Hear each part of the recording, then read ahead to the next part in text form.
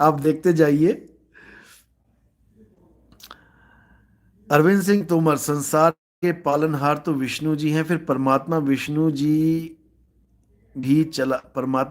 जी को भी चला रहे हैं क्या? बिना परमात्मा के कोई नहीं चल रहा है। ब्रह्मा जी, विष्णु जी, शंकर जी, यानी रजोगुण, सतोगुण, तमोगुण, इन्हीं के द्वारा सृष्टि उत्पन्न होती है और इन्हीं के द्वारा नाश होता है। लेकिन ये ताकत कहां से मिलती है? ये ताकत जहां से मिलती है, उस ताकत को, उसको कर्ता पुरुष बोला गया है। वो करता कुछ नहीं है, लेकिन उसके बिना कुछ होता भी नहीं है, इसलिए सबका कर्ता वही है। लेकिन कोई उसी को कह दे कि ये सृष्टि उसने बनाई है, तो ऐसा भी नहीं है, बिल्कुल नहीं है। हाँ, उसके द्वारा बनाई गई है, यानी उससे ताकत लेके ही ये सृष्टि बनी है। शब्द से ताकत लेके ही सृष्टि बनती है। लेकिन कोई कहे कि शब्द ने सृष्टि बनाई है, तो वो नहीं बनाता, भूल जाओ।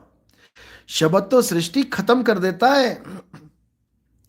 जो उसकी ताकत लेके तुम सृष्टि बना के बैठ गए हो, जो उसकी ताकत लेके सृष्टि बना के तुम उलझ गए हो, तुम फंस चुके हो, अगर तुम्हें उसकी दया मिल गई तो ये सृष्टि खत्म कर देगा वो तुम्हारी, और तुम वापस उसी में लीन हो जाओगे और एक रूप हो जाओगे।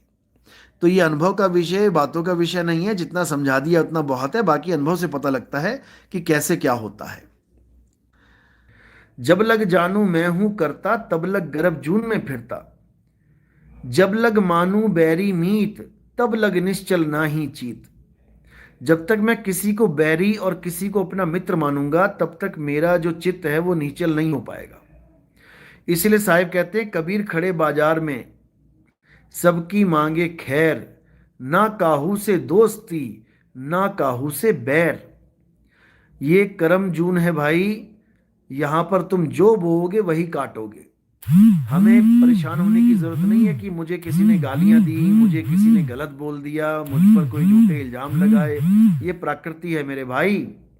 जो मेरी काया है ये भी एक प्रकृति है। अगर इस काया के साथ कोई गलत करेगा तो मुझे कुछ करने की जरूरत नहीं है, प्रकृति खुद ही देख लेगी, आप चिंता ना करें।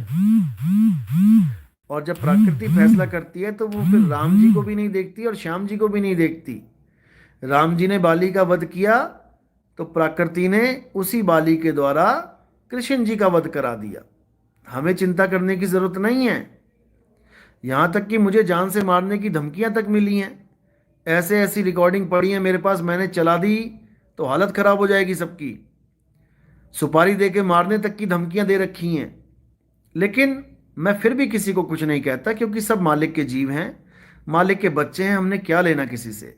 जो करेगा सो भरेगा, कबीरा तू क्यों भया उदास।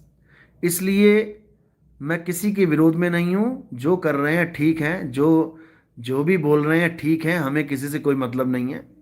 हमारा काम है प्रचार प्रसार करना। हमारा काम है एक लक्ष्य, बस पूरे दुनिया में सतनाम का डंका बजे। जो ये झगड़े हो रहे हैं, जो ये मारना काटना चल रहा है धर्मों के नाम पे, ये सब बंद हो जाए। हम सब एक धर्म में आ जाएं। इंसानियत ही हमारा धर्म हो, सत्य सनातन हमारा धर्म हो। सत्य सनातन का मतलब ये नहीं कि कोई कहे भगवा चोले वाले सत्य सनातनी धर्म, हम तो हरे वाले हैं जी। सत्य सनातनी का मतलब है आत्मज्ञान। जो सच यानी आत्मा को जान ले वही सच्चा सनातनी है। हिंदू मुस्लिम सिख ईसाई तो बाद में बने हैं। सबसे पुराना धर्म जो है वो है हमारा सनातन धर्म। सनातन धर्म का मतलब ये है कि जो अपनी आत्मा को जान जाते हैं, जो आत्मज्ञानी हो जाते हैं, वही सनातनी कहलाते हैं। इसके अलावा सनातन का और कोई मतलब नहीं है। सनातन का मतलब है जो सदा एक सा रहे। और आत्मा के अलावा यानी आत्मदेव के अलावा और कोई ऐसा नहीं है जो एक सा रहता है। याद रखो इस बात को। जो कभी पैदा नहीं हुआ वही है जो कभी मरेगा नहीं, और जो पैदा हो गया ऐसा कभी हो नहीं सकता कि वो मरे ना। तो जो उसकी पूजा करते हैं, जो कभी पैदा नहीं होता, कभी मरता नहीं, वो सत्य सनातनी कहलाते हैं। और जो उसकी पूजा करते हैं, जो पैदा होता है और मर जाता है, वो सत्य सनातनी नहीं है।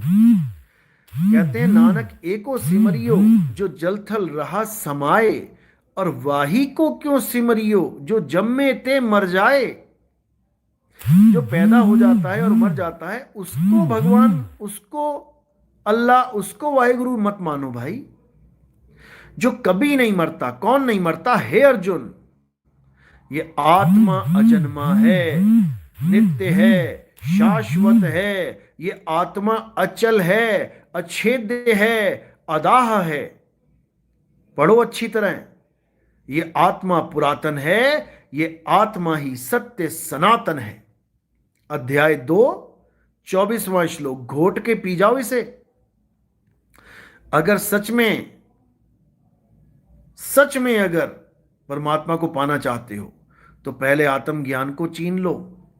जब लग ना चीनोगे आत्म, तब लगना मिली हैं परमात्म। आत्म चीने परमात्म चीने, संत कहावै सोए।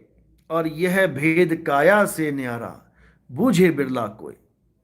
अच्छी तरह समझ लो, क्योंकि ये समझाने वाला भी बार बार नहीं मिलेगा आपको। फिर उन्हीं चक्करों में पड़ जाओगे, जो बन रहा है बिगड़ रहा है, जो पैदा हो रहा है नाश हो रहा है, उसी की पूजा करने में लग जाओगे, जीवन बर्बाद हो जाएगा। इसलिए कृष्ण जी की बात को समझो, कबीर साहब की बात को समझो, संतों की बात को समझो। बाइबल में देखो क्या लिखा है, in the beginning there was word. ये वर्ड क्या है? अरे ये वर्ड ही शब्द है, ये वर्ड को ही जानना है।